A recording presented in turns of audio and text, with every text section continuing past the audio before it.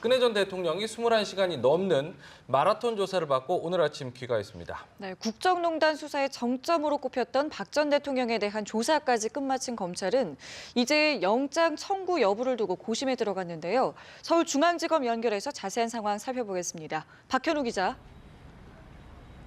네, 박 전 대통령은 오늘 아침 7시쯤 조사를 끝내고 검찰청사 포토라인에 다시 모습을 드러냈습니다. 많이 지친 모습의 박 전 대통령은 별도의 발언은 하지 않았고 혐의를 아직도 부인하는지, 국민들에게 할 말은 없는지 등을 묻는 질문에 대한 답변도 하지 않았습니다. 어제 오전에 시작한 박 전 대통령에 대한 조사는 오늘 아침까지 21시간 넘게 이어지며 역대 전직 대통령 조사 중에서 최장 시간으로 기록되게 됐습니다. 조사에서 박 전 대통령은 최순실 씨의 비위 행위를 인지하지 못했다고 주장하면서 기타 다른 범죄와의 연관성에 대해서도 부인하는 등 기존 입장을 되풀이한 것으로 전해졌습니다. 네, 말씀하신 것처럼 역대 전직 대통령 중 가장 긴 시간 동안 검찰 조사를 받은 건데 이렇게 조사가 길어진 배경은 뭔가요? 네, 사실 검찰 조사는 어젯밤 11시 40분에 끝이 났습니다. 하지만 박 전 대통령이 7시간 넘게 신문조서를 확인하면서 귀가가 그만큼 늦어진 건데요. 조사를 받은 당사자는 변호인과 함께 신문조서를 검토한 뒤에 본인 진술과 다르게 적혀 있거나 취지가 다른 부분 등은 수정한 뒤 최종 서명하게 됩니다. 바로 이 과정에 시간이 오래 걸렸는데 박 전 대통령이 그만큼 꼼꼼하게 조사 내용을 다시 확인했고 상당히 신경을 썼다, 이렇게 볼 수가 있습니다.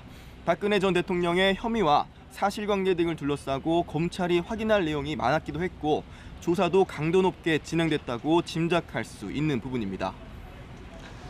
네, 이제 소환 조사까지 마쳤는데요. 다음 수순은 구속영장을 청구할 것인지 말 것인지 결정하는 단계가 될 것으로 보이는데요.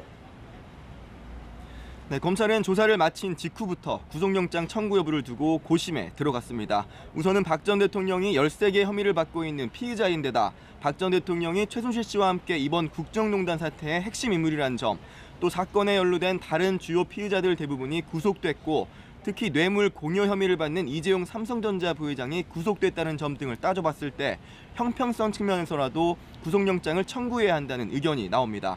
반면 박 전 대통령이 증거인멸과 도주의 우려가 없고 전직 대통령으로서의 품위 등을 따져봤을 때 굳이 구속까지 할 필요성이 없다는 주장도 있습니다.